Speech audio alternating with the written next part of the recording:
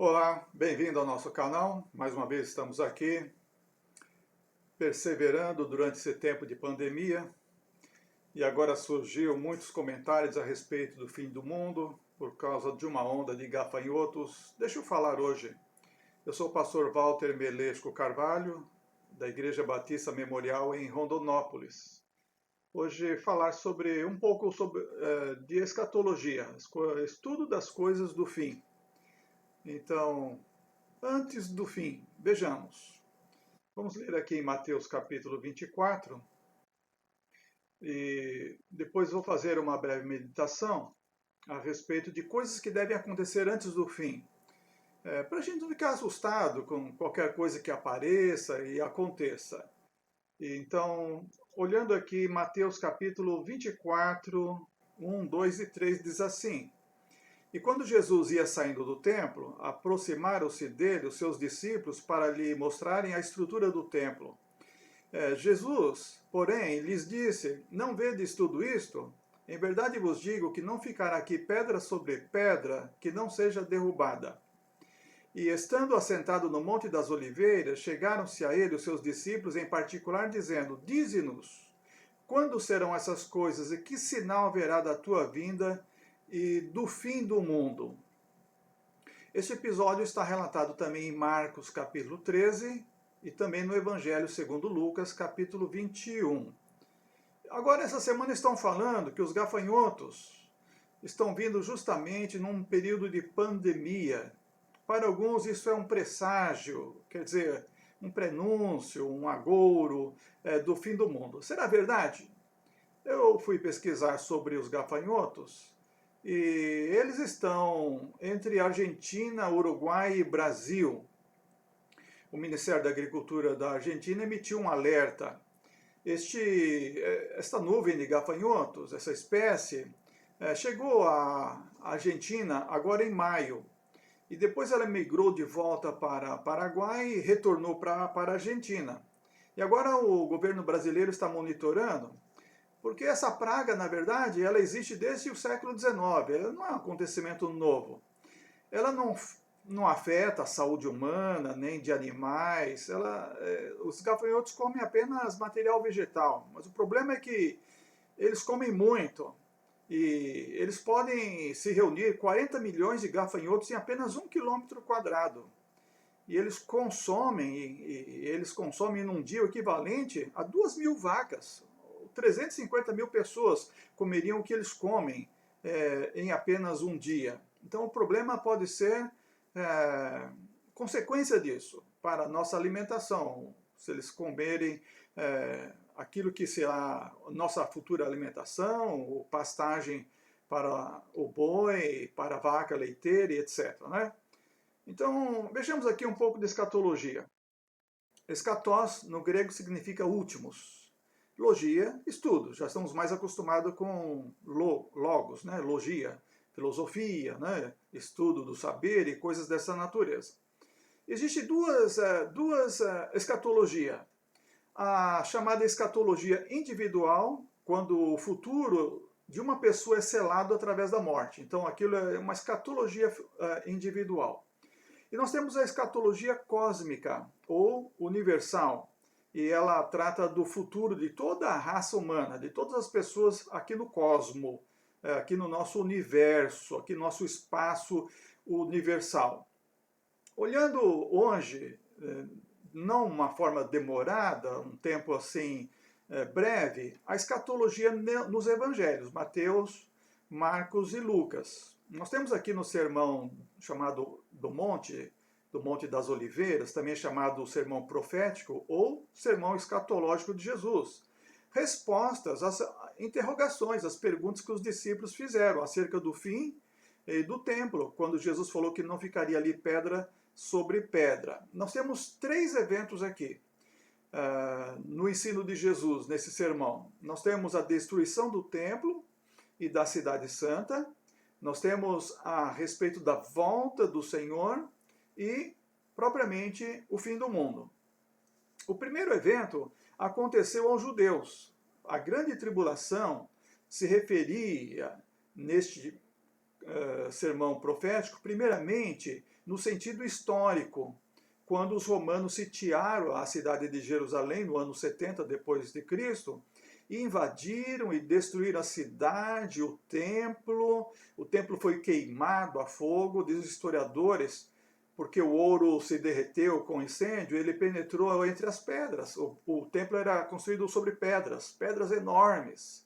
Então aquele ouro derretendo e penetrando entre as pedras, os romanos tiveram um trabalho colossal. Tiveram que remover aquelas pedras para rapar o ouro, porque o ouro era precioso, eles queriam ouro. Então levar todo aquele ouro que revestia internamente o templo. Então isso se referiu ao templo, à destruição do templo, como também uma figura do juízo do fim do mundo. A segunda coisa aqui, a expectativa da volta de Jesus. Então Jesus ensina do versículo 4 a 14, olha, ninguém vos engane. Ele fala, surgirão falsos mestres, falsos cristos. Então ele está falando sobre a expectativa da sua volta. E ele dá sinais minuciosos a respeito, em seguida, do fim.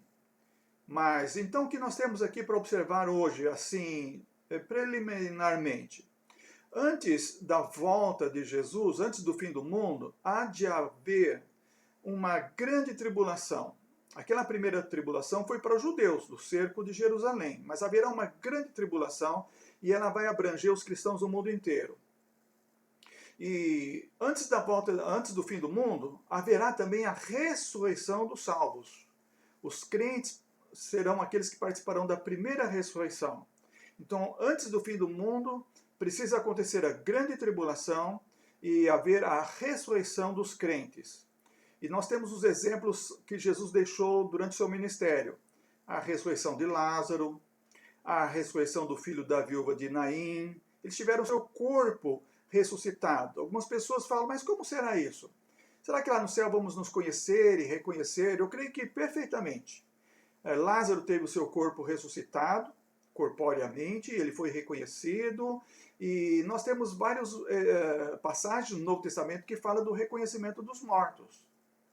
João, no Apocalipse, diz que viu as pessoas de todas as tribos e raças. Quer dizer que ele viu as pessoas conforme a sua genética, conforme a sua formação racial. Também, quando Jesus conversava com Moisés e Elias no Monte da Transfiguração, lembra? Então, Pedro estava lá com Tiago e João, e eles reconheceram que era Moisés e Elias que estavam conversando com Jesus. Então, haverá um reconhecimento, sim. E no Antigo Testamento já se falava de ressurreição. Isaías capítulo 26, versículo 19, fala, os teus mortos também, o meu cadáver viverão e ressuscitarão. No capítulo 12 de Daniel também, no versículo 2 ele fala, muitos dos que dormem no pó da terra ressuscitarão, uns para a vida eterna, outros para a vergonha e desprezo eterno. Então ele fala das duas ressurreições, a ressurreição dos crentes e a ressurreição dos perdidos, que irão ser julgados diante do trono do juízo final. No Novo Testamento, Jesus advertiu aos saduceus que não acreditavam na ressurreição. E ele disse, Marcos capítulo 12, versículo 23, na ressurreição, pois quando ressuscitarem, de qual deles será a mulher? Porque os 7 a tiveram. Então eles contaram aquela história da mulher que foi possuída por 7 irmãos, porque ela tinha que cumprir a lei de deixar descendência para o primeiro que morreu sem deixar descendência, e o segundo sucessivamente. Então eles contaram aquela história para ver se encontravam um modo de fazer Jesus entrar em pecado. Bom, quem estava em pecado eram eles. Jesus fala no verso 24, porventura não errais, vós, em razão de não saberdes as Escrituras e nem o poder de Deus? Porquanto, quando ressuscitarem dentre os mortos, nem se casarão, nem se darão em casamento, mas serão como os anjos que estão nos céus. E aí ele falou aquela resposta célebre que disse, né? E Deus não é Deus de mortos, é Deus de vivos. Ele fala, eu sou o Deus de Abraão, o Deus de Isaac, o Deus de Jacó, porque para Deus todos vivem. Então Jesus falou sobre a ressurreição dos justos também, está em Lucas capítulo 14. E serás bem-aventurado, porque eles não têm com que tu recompensar, mas recompensado te será na ressurreição dos justos. Então Jesus falando sobre a recompensa daqueles seus discípulos, os crentes que vivem uma vida fiel e obediente, e estão servindo ao reino de Deus aqui na terra, estão cumprindo o trabalho. Então, finalmente, vai ser tratado da volta de Jesus, a sua segunda volta, que resultará no grande juízo final, o juízo deste mundo, o juízo desta era, e será definido quando Jesus retornar na sua segunda vinda. Então, o Jesus, o Senhor, irá se assentar no seu trono glorioso, irá julgar todas as nações. Mateus capítulo 25, falando sobre a vida eterna, o castigo eterno, Jesus então trata a respeito disso. E ele fala, quando, pois, o Filho do Homem vier na sua glória, e todos os anjos com ele, então se assentará no seu trono glorioso. E todas as nações serão reunidas diante dele, e ele separará uns dos outros, à semelhança do pastor que separa as ovelhas dos cabritos, e porá as ovelhas à sua direita e os cabritos à esquerda. E então será a decisão do juízo final. Então os crentes ficarão do lado direito de Jesus, e os incrédulos, os desobedientes, os feiticeiros, os adúlteros, todos que cometeram os pecados estarão separados do lado esquerdo e serão condenados ao castigo eterno. Então isso é um poder que Deus delegou a Jesus, o seu Filho. Em João capítulo 5 ele diz, porque o Pai não julga ninguém, mas entregou ao Filho todo o julgamento. E deu-lhe autoridade para julgar, porque ele é o Filho do homem. Então ele é o Messias que veio através do seu sangue, derramado lá na cruz, nos resgatar dos nossos pecados. E quando nós cremos nele e o recebemos como Salvador pessoal, confessando com nossos lábios, com a nossa boca, então ele nos redime dos nossos pecados. Então nós somos colocados ao lado direito, não seremos julgados nem condenados. Não haverá nem julgamento para nós, nós somos absolvidos, nossos pecados foram perdoados. Mas os não crentes, como diz Apocalipse, serão abertos os livros, no plural, que estão escritos todas as suas obras, tudo o que eles fizeram. Eles serão condenados pelos seus pecados. E porque eles não se arrependeram dos seus pecados são registrados. E eles serão condenados ao fogo do inferno. Então serão julgados de acordo com a vida aqui terrena. De acordo com os seus pecados e deixaram de prestar serviço a Jesus. Os crentes, porque prestaram serviço a Jesus. E o maior serviço que alguém pode prestar é confessar Jesus, é crer em Jesus e servir a Jesus Cristo. Essa maior ação que o crente faz. E confirmar a sua fé através do batismo, através do serviço cristão, o serviço da ceia, o serviço missionário, o serviço evangélico. Nós não somos salvos pelas boas obras, mas porque nós somos salvos, nós praticamos as coisas que agradam a Deus. Mas o juízo final irá revelar todas as obras que os homens praticaram e não se arrependeram, e por essas obras irão para o castigo eterno. Mas os crentes irão para a vida eterna. É o que diz Mateus 25, 46.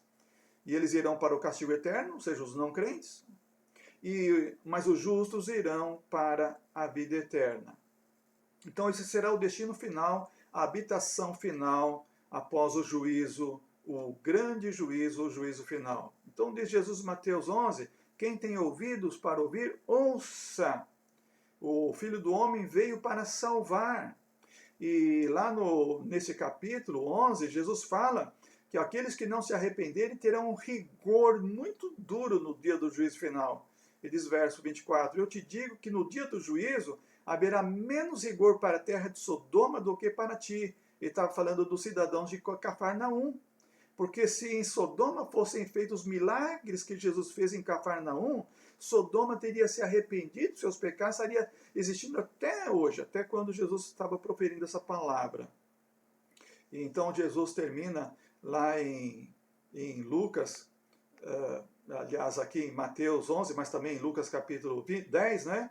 Ele termina dizendo, vinde a mim todos que estáis cansados e sobrecarregados, e eu vos aliviarei, tomai sobre vós o meu jugo, aprendei de mim que sou manso e humilde de coração, achareis descanso para a vossa alma. É isso que Jesus quer oferecer, descanso. Porque quando ele vir na glória do seu Pai com seus anjos, ele vai retribuir as obras. Então os crentes irão entrar num novo descanso. O descanso é o paraíso, é as moradas que o Senhor tem preparado para todos que o amam.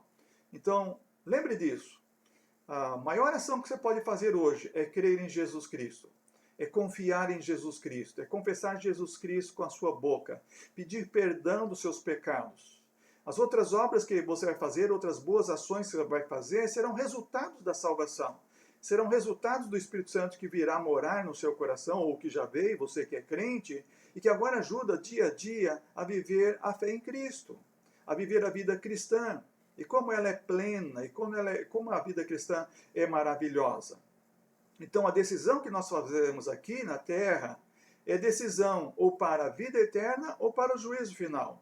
Ou para a vida eterna ou para o castigo eterno. Então, lembra disso. Jesus está dizendo, aqueles irão para o castigo eterno, os que nunca se arrependeram dos seus pecados. Mas os justos irão para a vida eterna. E haverá muito rigor para aqueles que tinham conhecimento. E mesmo assim endurecer o seu coração, como os habitantes de Cafarnaum. Que o nosso destino seja um destino com Jesus. Que o nosso coração seja um coração quebrantado. Um coração quebrantado, contrito. Que quando há pecado, se quebranta e diz, ó Senhor, perdoa o meu pecado. E como aquele homem que clamava a Jesus, ouviu dizendo que Jesus ia passando, Jesus, filho de Davi, tem misericórdia de mim. A única oração que ele fez para a sua salvação foi, Jesus, filho de Davi, tem misericórdia de mim. Jesus chegou a ele e disse, a tua fé te salvou. Que você clame a Jesus, que clame, Jesus, tem misericórdia de mim. Você peça perdão dos seus pecados e confie no nome de Jesus. E como diz aquele hino que cantamos, leva tu contigo, nome de Jesus, nome bom, nome doce a fé, até o fim da sua vida. E entrará para a vida eterna com Jesus. Que Deus nos abençoe, continue nos guardando e nos sustentando dia a dia. Outro dia vou continuar a respeito desse tema, do fim do mundo. Hoje é apenas uma introdução. Nada de medo dos gafanhotos, nada de medo do coronavírus. Ainda há mais pestes por vir, há mais pragas por vir, há coisas terríveis ainda por vir. A grande tribulação está por vir ainda. O arrebatamento é depois que começar a grande tribulação. Vou explicar melhor sobre isso. Há muita dúvida, há muita polêmica entre os crentes sobre se o crente vai passar pela tribulação. Não, Jesus no sermão profético aqui ele fala que vai. Então aguarde, nós vamos estudar mais sobre isso.